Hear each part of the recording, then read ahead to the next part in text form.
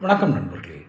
ஒரு அரசாங்கம், ஒரு இறையாண்மை கொண்ட ஜனநாயக நாட்டில் உள்ள ஒரு அரசாங்கம், நேர்மையற்ற அமைச்சர்கள், தனிநபர் ஒழுக்கம் இல்லாத அதிகாரிகள் என்று ஒரு பெரும் கூட்டத்தை வைத்துக்கொண்டு ஆட்சியில் தொடர்ந்து நற்பெயர் சம்பாதிப்பது என்பது எப்போதுமே அரிதான விஷயம். அப்படி எளிதாக அந்த நற்பெயர் கிடைத்து விடாது. ஆனால் இதெல்லாம் ஒரு முதலமைச்சர் பொறுப்பில் இருப்பவருக்கு தெரியாது என்றோ, அவர் அறியாமல் இது நடந்துவிட்டது என்றோ, அவரது கவனத்திற்கு இது வரவில்லை என்றோ கூறினால் அது மாபெரும் பிழை, மாபெரும் குற்றம்.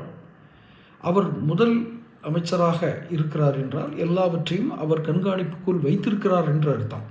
ஒரு தனி மனிதனால் ஒரு பெரிய மாநிலத்தில் நடக்கக்கூடிய அத்தனை விஷயங்களையும் கையாள முடியுமா என்றால் அது தனி மனிதன் என்று பார்த்தால் அது நடக்காது. ஆனால் அவர்களுக்கு கீழ் இயங்கும் அமைச்சர்கள், அவருடைய பொறுப்பில் இருக்கக்கூடிய நேரடி பொறுப்பில் இருக்கக்கூடிய ஒரு தலைமைச் செயலகம், இத்தனையும் இணைந்துதான் இந்த அரசாங்கத்தை நடத்துகிறது. ஒரு தனி மனிதனால் நடத்தப்படுவதில்லை இந்த அரசாங்கம். ஆனால் இங்கு ஒரு பிம்ப அரசியல் என்ற ஒரு மாபெரும் சாபக்கேடு கிட்டத்தட்ட 80களிலேருந்தே இது இருக்கும்.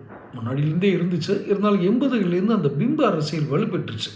ஒரு தனிநபர் அவர் அரசியல் கவர்ச்சியோ அல்லது சினிமா ஈர்ப்போ உள்ளவராக இருந்தால் அவர் அரசியலில் வெற்றி பெற்று விடலாம், தேர்தலில் வெற்றி பெற்று விடலாம் என்ற ஒரு தவறான முன்னுதாரணத்தை உருவாக்கியதே இந்த திராவிட முன்னேற்ற கழகம் தான். யாரை உருவாக்கினார்கள் எல்லோருக்கும் தெரியும். எம்ஜி ராமச்சந்திரன், மறைந்த முதலமைச்சர், முன்னாள் முதலமைச்சர், மறைந்த நடிகர், அவரை முன்னிறுத்தி தான் இவர்கள் தேர்தலையே எதிர்கொண்டார்கள். அவரை வைத்து தான் தேர்தல் வாக்குகளை ஈர்த்தார்கள். ஆனால் அவர்களுக்குள் ஏற்பட்ட முரண்பட்ட கருத்து தான் இன்று இன்னொரு கட்சியாக மாறியிருக்கிறது. இப்போ என்ன சிக்கல், 2026 சட்டசபை தேர்தலில் என்ன சிக்கல்னா, தனிநபர் ஒழுக்கம் இல்லாமல் இன்னைக்கு கூட முன்னாள் டிஜிபி ராஜேஷ் தாஸ் பாலியல் குற்றச்சாட்டில் சிக்கி அவர் சரண்டர் ஆகணும், அவருக்கு தண்டனை வைக்கப் போகிறோம் என்று நீதிமன்றம் சொன்னதிலிருந்து ஒரு விலக்கு அளித்திருப்பதாக ஒரு செய்தி. தனிநபர் ஒழுக்கம் இல்லாதவர்கள் எப்படி அரசியல் அதிகாரிகளாக வந்தார்கள்? கண்ணியமற்றவர்கள் எப்படி அமைச்சரானார்கள்?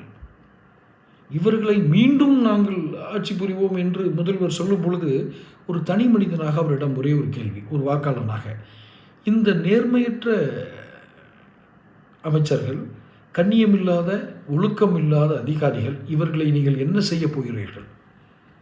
இவர்களையே மீண்டும் கொண்டு வந்து தான் நீங்கள் ஆட்சி நடத்துவீர்களா? எப்படி உங்களை நம்புவது? தேர்தலில் கவனமாக இருங்கள் வாக்காளர்களே. தொடர்ந்து பேசுவோம். சேனல் சப்ஸ்கிரைப் பண்ணி